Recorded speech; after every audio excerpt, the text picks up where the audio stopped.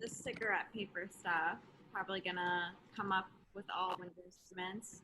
Really useful to have for a number of reasons. One is that if you get a key that fills up with water, you can use this to dry it out.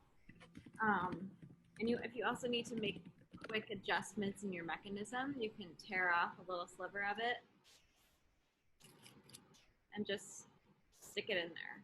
So there are a few places on the flute, and Mike, every flute is different. I have a pinless mechanism, so I'm going to have more mechanisms than you, and you probably have more pins than me. But there are little sections, like, for example, wait, here. I don't know if you guys can see that.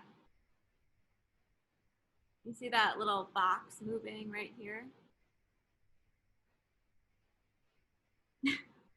Can you see that? All right, so if let's Yes. see, like, so you can kind of, you have to be a little bit of a mechanic mindset when you're doing this, but you might notice that, like, that's for the A key. When you press the A key down, the A key presses the A sharp key down. And let's say, the A sharp key isn't going down enough. That is a situation in which you could put a piece of paper in that mechanism to make it go down further. Yeah. So unfortunately, you probably won't be able to take your flute apart in like an emergency situation. But honestly, like, as far as emergencies that I've had, most of them are like little things with the mechanism like that, where I just kind of look and find out, like, oh, one of my keys isn't going down, and how can I make it go down a little further? And to do that, you just kind of look at, how is that key going down? Is there something you can put in a mechanism to make it go down further? Other emergencies basically involve screws falling out. So there are like three main screws that always tend to fall out. The first one is on the B flat key right here. The second one is at the base of the flute here. And the third one is on your foot joint here.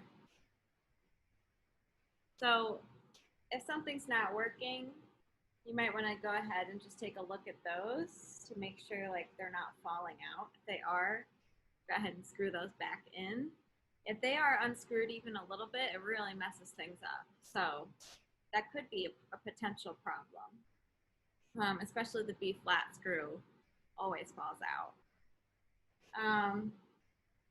Okay, so another thing is pitch. So I'll talk about this quickly.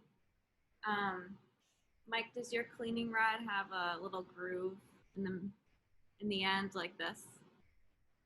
Yeah, so the groove is for making sure your cork, which is in the base of the head joint, is in the correct position. So you can actually move the cork by tightening the crown.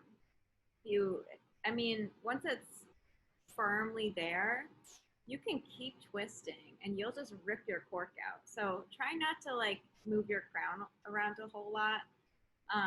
It just messes things up unnecessarily. So the line should be in the middle of the embouchure hole when you stick it inside. That is the general rule of thumb with that. And if it's not centered, you could be having a lot of pitch issues.